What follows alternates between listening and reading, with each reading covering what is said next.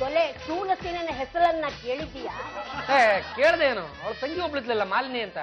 ಅದೇ ಮಾತೃ ಶ್ರೀರಂಗಮ್ಮನವ್ರೆ, ನಾನಿನ್ನು ಚಿಕ್ಕವನಿದ್ದೆ, 5ನೇ ಕ್ಲಾಸ್ ಓದ್ತಾ ಇದ್ದೆ.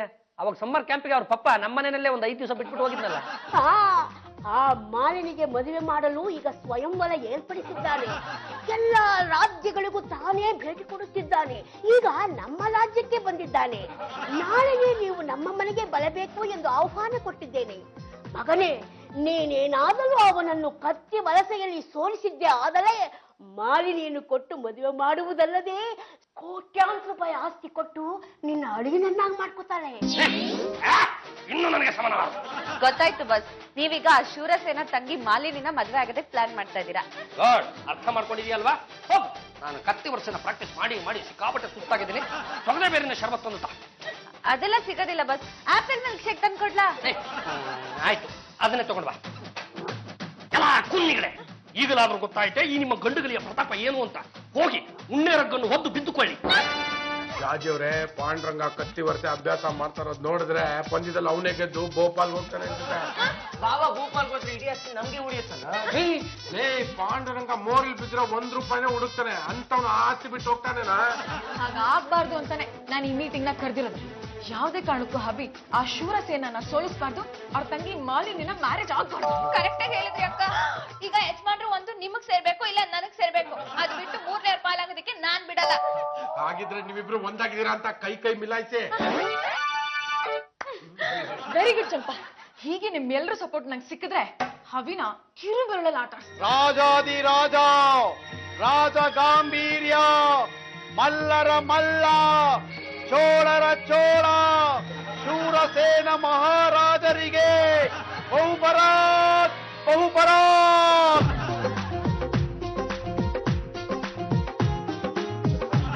ಪಾಂಡುರಂಗ ಗಂಡುಗಲಿ, ಯುದ್ಧದಲ್ಲಿ ಗೆದ್ದ ಮೇಲೆ ಹುಡುಗಿಯನ್ನು ನೋಡಬೇಕು. ಕಣ್ಸನ್ನೆಯಲ್ಲಿ ಮಾತಾಡೋದು ನಂಗಾಗಲ್ಲ. ಹವಿ, ಹುಡುಗಿ ನೋಡೋದಕ್ಕೆ ಸುಮಾರಾಗಿದ್ದಾಳೆ ಅಂತ ನನಗೆ ಕೊಟ್ಟ ಮಾತನ್ನ ತಪ್ಪಬಾರದು. ಇಲ್ಲ ದೇವಿ, ಇಲ್ಲ. ಅಕ್ಕ ಬನ್ನಿ ಇಲ್ಲಿ. ಬನ್ನಿ ಇಲ್ಲಿ. ಬಾಸ್, ನಿಮ್ ಹೆಂಡತಿ ಮಾತು ಕೇಳ್ಕೊಂಡು ನೀವೇನಾದ್ರೂ ಸೋತ್ರೋ ನಿಮ್ ಗಂಡುಗಲಿ ವಂಶದ ಮಾನ ಮರ್ಯಾದೆ ಬೀದಿಗೆ ಬರುತ್ತೆ. ಯಾವ ಟೈಮಲ್ಲಿ ಏನ್ ಮಾಡ್ಬೇಕು ಅಂತ ಈ ಗಂಡುಗಳಿಗೆ ಚೆನ್ನಾಗಿ ಗೊತ್ತು. ಈಗ ನೀನು ತೆಪ್ಪಗಿಲ್ಲಿಂದ ಹೋಗು. ಸರಿ, ಅನ್ಭವಿಸಿ.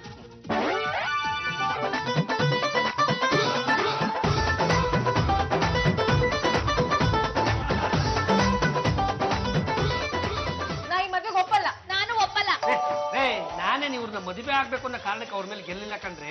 ಏನೋ ಒಂದ್ 2-3 ಸಲ ಗೊತ್ತಿದ್ದಂಗೆ ಕತ್ತಿ ಹಿಂಗೆ ತಿರ್ಸಿದ್ನಪ್ಪ. ಅಷ್ಟಕ್ಕೆ ಅಯ್ಯಪ್ಪ ದಬಾಕಂಗೆ ಕೆಳಗಡೆ ಬಿದ್ಬಿಡೋದು. ಒಂದೇಟೋ ಎರಡೇಟೋ ಮಾತಿನ ಪ್ರಕಾರ ನಡ್ಕೊಳ್ಳೇಬೇಕು. ಅವಳ ತಂಗಿನ ನೀನು ಮದುವೆ ಆಗ್ಲೇಬೇಕು. ಜೊತೆಗೆ ಅವರ ಕೋಟಿ ಆಸ್ತಿಗೆ ಒಡೆಯ ಕೂಡ ಆಗಬೇಕು. ಅಲ್ಲಿದ್ರೆ ತಾನೇ ಒಡೆಯ ಆಗೋದು. ಯಾಕ್ರಿ ಇಲ್ಲದ್ದೆಲ್ಲ ನಾಟಕ ಮಾಡಿದ್ರೆ? ಅದಕ್ಕೂ ಕಾರಣ ಇದೆ. ನನ್ನ ತಂಗಿನ ಶ್ರೀಮಂತ ವಂಶದವರಿಗೆ ಕೊಟ್ಟು ಮದುವೆ ಮಾಡ್ತೀನಿ ಅಂತ ನಮ್ ತಾತಗ್ ಮಾತು ಕೊಟ್ಟಿದ್ದೆ. ಅದಕ್ಕೆ ಇಲ್ಲದನ್ನ ಇದೆ ಅಂತ ಹೇಳ್ಕೊಂಡು ಈ ತಿರುಗಾಟ ಸ್ವಯಂವರನ ಏರ್ಪಾಟ್ ಮಾಡಿದೆ. ಇದು ದೊಡ್ಡ ಮೋಸ ಕಂಡ್ರೆ. ಯಾವ್ದ್ರಿ ಮೋಸ? 1000 ಸುಳ್ಳು ಹೇಳಿ ಒಂದು ಮದುವೆ ಮಾಡುವ ಅಂತ ಹೇಳ್ತಾರೆ. ನಾನು ಹೇಳಿದ್ದು ಒಂದೇ ಒಂದು ಸುಳ್ಳು. ನೋಡಿ ಇವ್ರೆ, ಯಾವುದೇ ಕಾರಣಕ್ಕೂ ಈ ಪಾಂಡ್ರಂಗ ಗಡ್ಡಿಗಳಲ್ಲಿ ನಾ ಹಾಗೆಲ್ಲ ಯಾಮರ್ಸಕ್ ಆಗಲ್ಲ. ನಾನು ಮಾತ್ರ ನಿಮ್ ತಂಗಿನ ಮದುವೆ ಆಗಲ್ಲ. ಅಲ್ಲ ಕಣ್ರಿ, ಮಾತೃ ಶ್ರೀ ರಂಗಮ್ಮನವ್ರೆ, ಅವ್ರ ತಂಗಿನ ಹೇಗಾದ್ರೂ ಮಾಡಿ ಖರ್ಚು ಮಾಡಬೇಕು ಅನ್ನೋ ಏಕಮಾತ್ರ ಉದ್ದೇಶಕ್ಕೆ ಇವ್ರು ಬೇಕು ಅಂತ ಯಾಕೆ ಸೋತಿರಬಾರ್ದು? ಅಂದ್ರೆ ನನ್ನನ್ನೇ ಅನುಮಾನಿಸ್ತಾ ಇದೆಯಾ? ಹಾಗಿದ್ರೆ ನಮ್ಮಿಬ್ಬರ ಮಧ್ಯೆ ಇನ್ನೊಂದ್ಸಲ ಕತ್ತಿ ವರ್ಷ ನಡೀಲಿ. ನಾನು ಗೆದ್ರೆ ನನ್ನ ತಂಗಿನ ನೀನು ಮದುವೆ ಮಾಡ್ಕೋಬೇಕು. ನಿನ್ನ ಆಸ್ತಿನೆಲ್ಲ ನನ್ನ ಹೆಸರಿಗೆ ಬರ್ಕೊಡ್ಬೇಕು. ನಾನೇನಾದ್ರೂ ಸೋತ್ರೆ ಬಂದಾರಿ ಸುಂಕ ಇಲ್ಲ ಅಂತ ನನ್ನ ತಂಗಿನ ಕರ್ಕೊಂಡು ಬೇರೆ ರಜೆ ತಿರುಗಾಟಕ್ಕೆ ಹೋಗ್ತೀನಿ ನಾನು. ಒಪ್ಗೆನಾ? ಒಪ್ಕೊಳ್ಳಿ ಅಭಿ. ಒಪ್ಗೆ. ಪಾಂಡುರಂಗ ಗಂಡುಗಲಿ, ಈಗಲೂ ಮರ್ಯಾದೆಯಾಗಿ ಹೇಳ್ತೀನಿ, ಕತ್ತಿ ಬಿಟ್ಟು ಸೈಕಲ್ ಪಂಪ್ ಇಟ್ಕೋ. ಜೀವನಕ್ಕೊಂದು ಹಾನಿ ಆಗುತ್ತೆ. ಎಲ್ಲ ಹಾಕೊಂಡಿ. ಈಗಲೂ ನಿನಗೆ ಕೊನೆ ಅವಕಾಶ ಕೊಡ್ತೀನಿ. ಕೂಡಲೇ ಪಕ್ಕದ ರಾಜ್ಯಕ್ಕೆ ಹೋಗಿ ಜೀವವನ್ನು ಉಳಿಸಿಕೋ.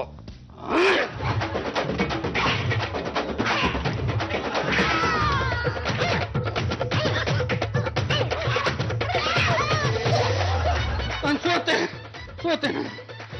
ಯಾಕಲ್ಲ ಈ ಸೋಲ್ ಒಪ್ಕೊಂಡ್ಬಿಟ್ಟೆ? ಯಾಮರ್ಸ್ಬಿಟ್ಟು ಹೊಡೆದ್ಬಿಟ್ಟ ಕಣಮ್ಮ. ಈಗ ಸರಿಯಾಗಿ ಉಲ್ಟಾ ಗುರಾಣಿ ಒಂದು ಬಿಡ್ಲ? ಅಯ್ಯೋ ಬೇಡಪ್ಪ, ಸೋತಿದ್ದೀನಿ. ತಂಗಿವ, ಈ ತಿರುಗಾಟ ಸ್ವಯಂವರನ ಪಕ್ಕದ ರಾಜ್ಯದಲ್ಲಿ ಮುಂದುವರ್ಷ ಮಾಡಿ. ಅಣ್ಣಯ್ಯ, ಇದ್ರಿಂದ ನಿನ್ನ ಅವಮಾನ ಆಗಿದ್ಯೋ ಇಲ್ವೋ ಗೊತ್ತಿಲ್ಲ, ಆದ್ರೆ ನನ್ಗಂತೂ ಸಿಕ್ಕಾಪಟ್ಟೆ ಅವಮಾನ ಆಗಿದೆ. ಏನ್ ಮಾಡ್ಬೇಕು ಅಂತಿದ್ಯಾ? ನನಗೆ ಕತ್ತಿ ವರ್ಷ ಕಲ್ಸ್ಕೊಡು. ಕತ್ತಿ ವರ್ಷ ಕಲ್ಕೊಂಡು ಏನಮ್ಮ ಮಾಡ್ತೀಯಾ? ಈ ಪಾಂಡ್ರಂಗನ ಯುದ್ಧದಲ್ಲಿ ಸೋಲ್ಸಿ ಅವನನ್ನ ಮದುವೆ ಆಗೇ ಆಗ್ತೀನಿ.